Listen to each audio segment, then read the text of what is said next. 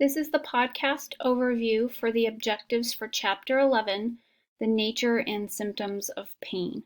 So in this chapter, we're really going to be getting familiar with what pain is, the various ways people express pain, how we measure pain, and then in the next chapter, we'll be looking more at therapeutic treatment when it comes to pain management. So the first thing would be to understand the qualities and the dimensions of pain. So when we say quality of pain, that's describing pain. What is your pain like? So it involves a lot of different descriptors of pain. How do people describe pain? And what are the various dimensions of it? So we have different types of pain, right? There's where we can start to break it down and get into comparing and contrasting organic versus what's called psychogenic pain. So a pain that is more physical in nature, that can be pinpointed to a specific location versus a pain that it is more diffuse, and it's spread out, hard to locate or hard to pin down. Then we'll compare and contrast acute versus chronic pain. One is very short term, one is very long term. What a patient goes through when they're feeling those different types of pain is very different, mainly because chronic pain, if we start getting into the factors involved with chronic pain, is a lot harder to deal with. It's so long term that you have a disruption in the person's life, maybe work status, family duties and responsibilities are infringed upon. And chronic pain can often be comorbid with psychological pain. So when a person is in pain long term, it can affect them mentally, can cause depression, anxiety, and so that brings about a whole nother area of issues to have to deal with that acute pain doesn't really involve. Acute is short. You know it's going to end. You know there's a light at the end of the tunnel in terms of your pain, and so it's dealt with differently. So looking at the different descriptions of chronic pain, how people talk about it, and the different types. Then we'll identify the process involved in the physiology of pain perception. So physiologically speaking, how does a person perceive that they're in pain? What happens in the brain that indicates pain?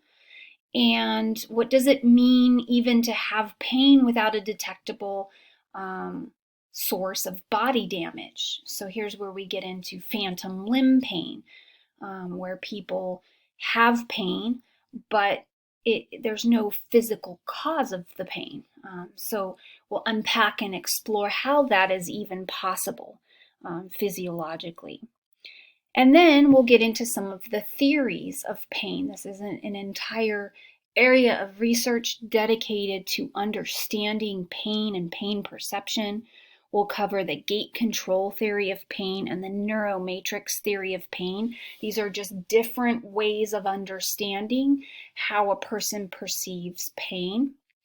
And then we'll turn to looking at how opiates and opioids work with pain. And this is really just scratching the surface because we'll get into more detail with this in the next chapter where we start covering pain treatment and management.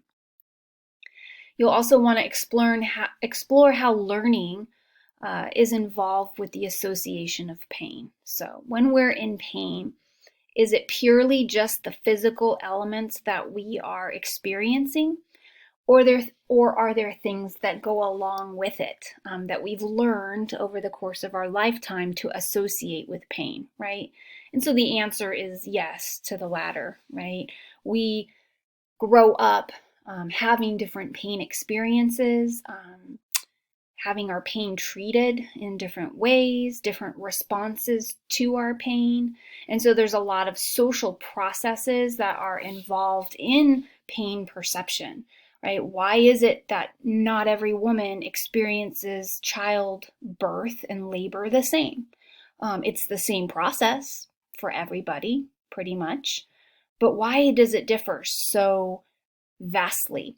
And why do Western women, like in the US, differ in how they deal with child labor versus in the East, Asian cultures, right? There's a big difference in just labor and delivery. Yet it's the same physiological process. So why is that? And when we start to unpack the why there, we start to learn that, well, it's really how you're raised and how your society views the process, views childbirth, views the birth of a child. So there's a lot of sociocultural factors involved with pain.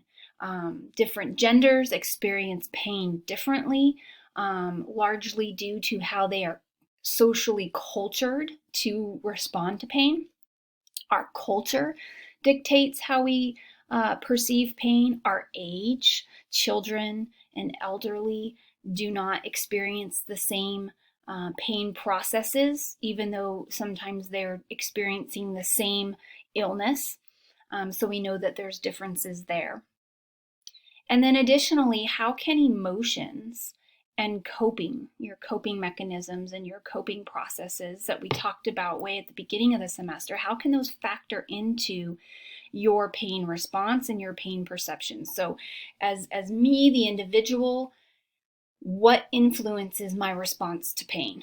So if I break my toe, how am I going to respond? Well, it might depend on who I am. It might depend on how I think about that break, how I think about, my illness. If I have an illness, do I get scared about it? Do I fear it? Does it cause me a great deal of anxiety? Or do I take it lightly and think, well, this is going to be fine. I'm going to get through this. Just that process of how we use our emotions and our cognitions can factor into then what we do about our pain, how we perceive our pain, how we describe it, how we would even state what our level of pain is. Here's where you get a big difference every time you go to, let's say, the ER because you hurt yourself. They always ask you, on a level of 1 to 10, how would you rate your pain? Well, ratings of pain differ from person to person. We know this because that's why they ask you. You could have a broken leg, and that broken leg is not the same for everyone. One person might rate the pain a 5, while another person rates it a 10. Well, then that tells the staff, the doctors, the nurses, what that person's experience is like with the pain that they're having and how then they might need to respond to that pain. If I have a broken leg and I rate my pain a 5, I might not need pain medication. I might be okay without it, even though I'm experiencing pain.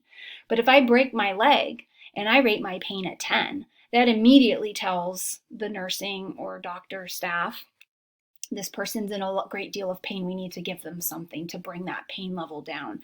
Or else they might not be in the right frame of mind to go through with a surgery or something else. So that takes us into describing the various ways in which pain is assessed and measured. There's a lot of different components we can use to assess a person's pain level. There's pros and cons of each measure. We'll get into self-report measures like I just mentioned, the rate your pain on a scale of 1 to 10, that's a self-report measure. But we'll also look at behavioral measures like what's the person doing because of the pain that they're in? Are they hunching over? Are they not able to walk? Is it affecting their sleep? Those might be indicators of the amount of pain a person's in. Psychophysiologically, how is it affecting them? Like, are they having nightmares? Do they have a great deal of anxiety over the pain? Those might be indicators also of how we can tell how much pain a person is in. So those are all just different ways of assessing pain. And the book will break down the specifics in each of those. And then we'll take special consideration of how pain operates in children, thus looking at their sensory and cognitive development, because children are in the same developmental stage as an adult, they might deal with their pain differently. And a lot of it has to do with their cognitive development, how much they understand what their environment is even like. So that can come into play with the descriptions that they give of their pain or how they rate their pain. And then we'll follow up with that and discussing the reasons why it's actually so difficult to assess pain in children. It takes a great deal of expertise and experience, right, in assessing child pain, kind of knowing the ins and outs, knowing when children are masking their pain, when children don't know how to vocalize their pain, when they don't understand it and misperceive it. So many different elements in the reporting of pain in children. And then that will wrap up this chapter on pain.